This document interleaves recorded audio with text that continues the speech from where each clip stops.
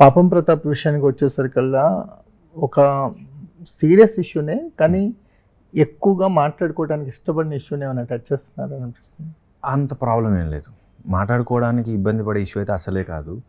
Issue సీరియస్టీ కూడా అందరికీ ఉండకపోవచ్చు, చాలా రేర్గా కొంతమందికి ప్రాబ్లం ఉండుండొచ్చు, చాలా తక్కువ. కానీ ప్రాబ్లం మీద కంటే కూడా మోర్ లైక్ ఎమోషన్స్ మీద, రిలేషన్షిప్స్ మీద బేస్ చేసిన సినిమా. సో డే 1 డే 2 తర్వాత ఒక నవ్వుతావు చూడు, నాకు వెంకటేష్ గారు గుర్తొచ్చారు, అబ్బాయి గారిలో వెంకటేష్ గారు గుర్తొచ్చారు.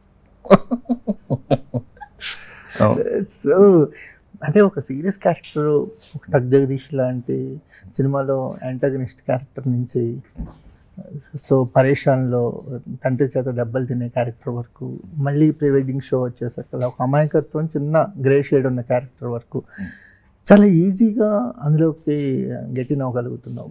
అసలు వాట్ ఈజ్ యువర్ స్ట్రెంగ్త్ అంటే ఏమనుకుంటావు అసలు? నన్ను నాటకం నుంచి వస్తున్నప్పుడు కొంతమంది ప్రేమగా నేర్పించారు, కొంతమంది తిట్టి నేర్పించారు. సో వాళ్ళ వల్లే కాస్త ఈజీగా పట్టుకోగలుగుతున్నానేమో రోల్స్ అనిపిస్తుంది. కథని, క్యారెక్టర్ని అంచనా వేయడం, అనలైజ్ చేయడం, అది వాళ్ళ వల్లే వచ్చింది అనుకుంటారు. అండ్ ఈక్వల్ క్రెడిట్ నేను జీ తెలుగు డ్రామా జూనియర్స్ కూడా నేను అంతే ఇస్తాను. అక్కడ మాకు శ్యామ్ శంకర్ అని నాన్ ఫిక్షన్ హెడ్ ఉండేవాళ్ళు, ఆయన నాతోనే చదివించేవాళ్ళు కంటెంట్స్ అన్నీ.